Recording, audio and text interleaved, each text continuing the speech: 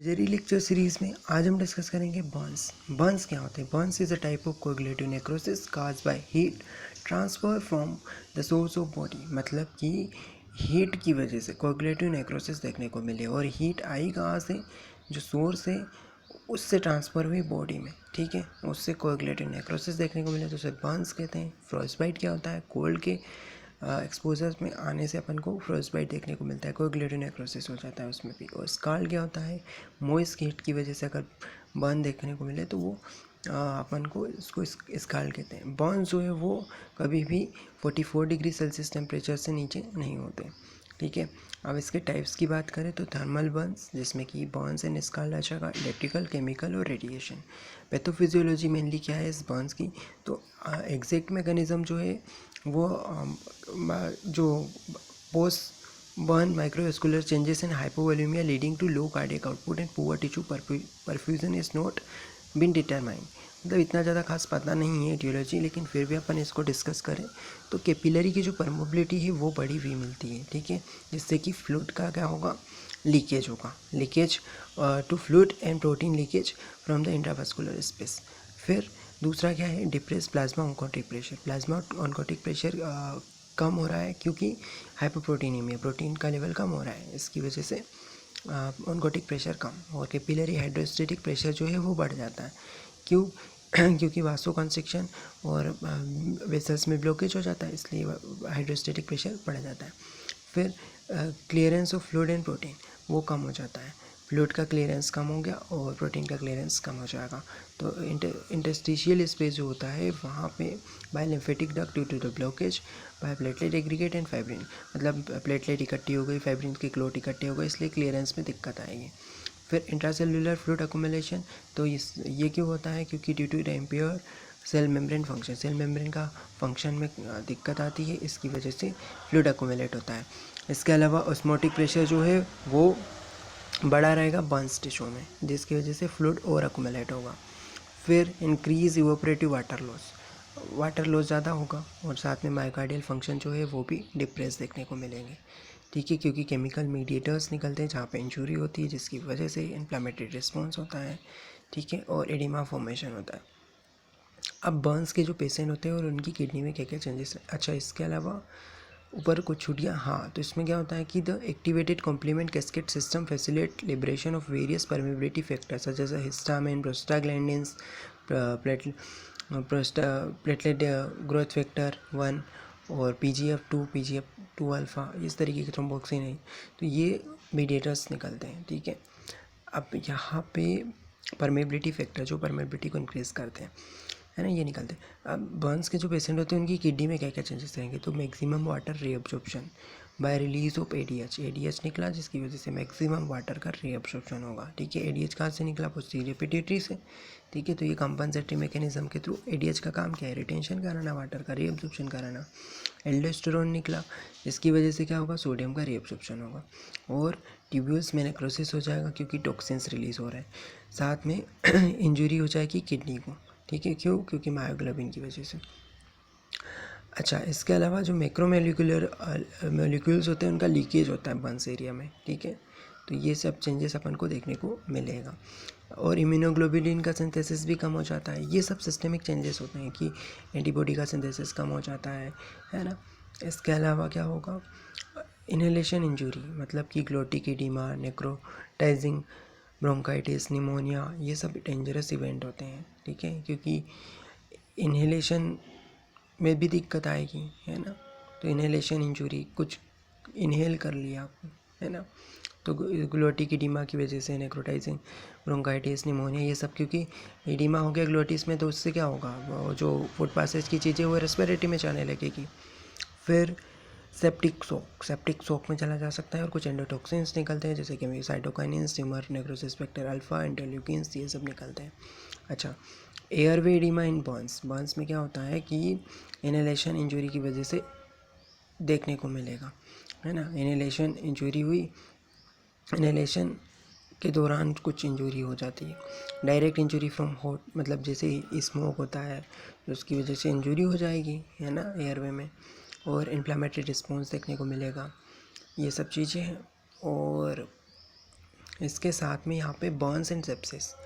तो source of sepsis क्या है? सेप्सिस का सोर्स जो है वो बर्न की साइड जहाँ पे बर्न हुआ है, लंग, कैथेटर, सेंट्रल लाइंस, यहाँ पे ये सेप्सिस होगा।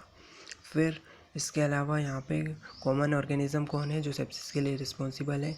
तो beta haemolytic streptococci, Pseudomonas, staphylococci, fungal infection, Staphylococcus aureus. Then इसके बाद किसी की इम्यूनिटी लो है तो उसमें क्या सेल इम्यूनिटी अगर लो है, इम्यूनो कॉम्प्रोमाइज़, इम्यूनो सप्रेशन है, तो उससे क्या होगा? अपॉर्चुनिस्टिक।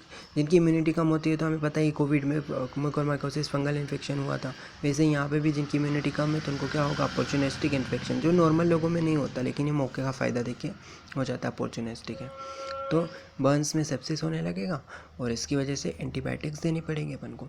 फिर बर्न्स की वजह से शोक में भी जा सकता है, जैसे माइक्रोस्कुलर डैमेज हो गया, इश्चीमिया हो गया, ब्लड फ्लो कम हो गया। फिर क्या हुआ? एब्जॉर्प्शन नहीं हो पाएगा फूड का, इसकी वजह से क्या होगा? Failure of enteral feeding, bacterial translocation और सोर्स ऑफ सेप्सिस। बैक्टीरिया आने लगेंगे फिर सेप्सिस हो जाएगा फाइनली।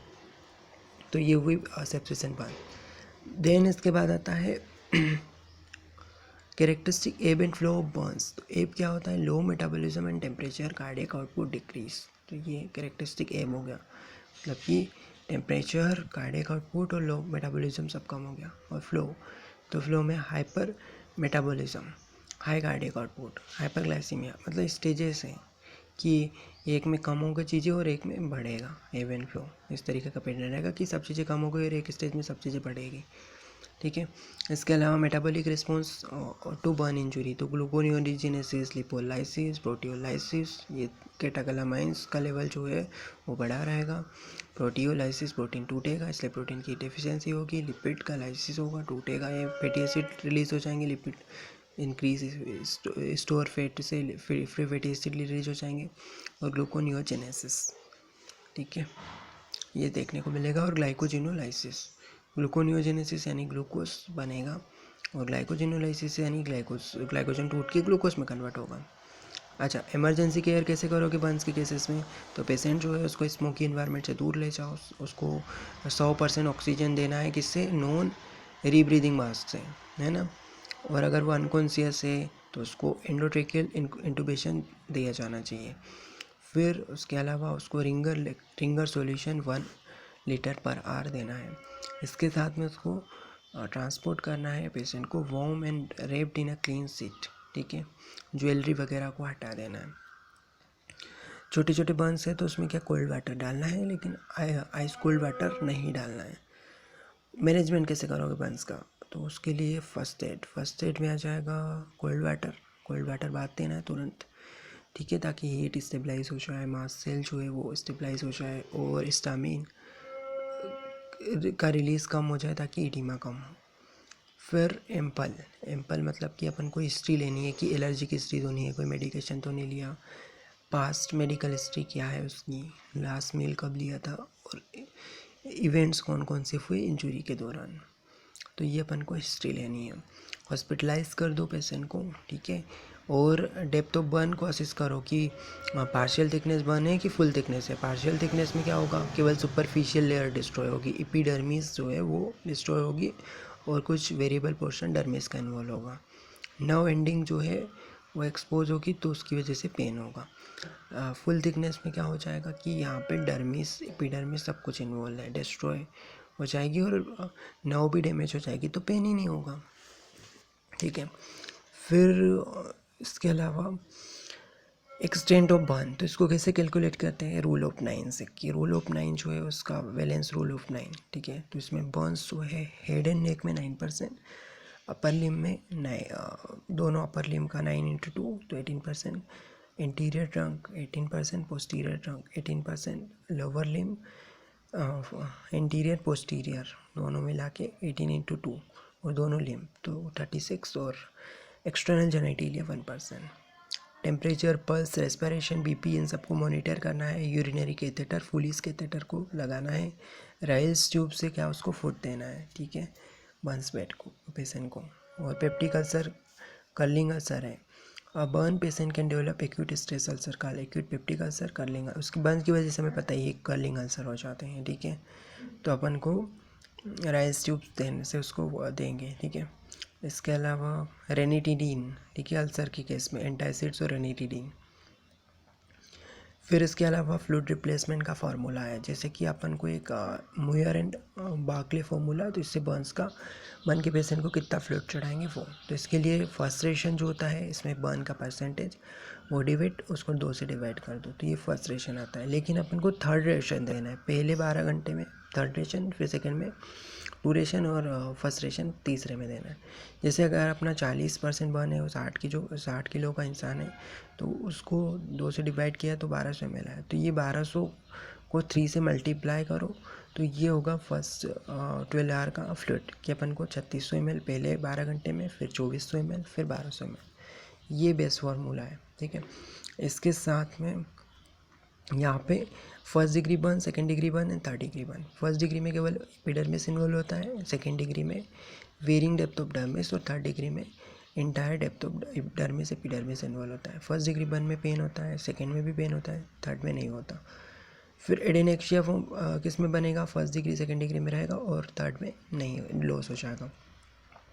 फर्स्ट डिग्री बर्न में एडिमा रहेगा, सेकेंड डिग्री बर्न में blister, soft vesicated elastic pain sensation to the needle prick present, मतलब इस प्रिक कर रहा है इस तरीके का सेंसेशन रहेगा।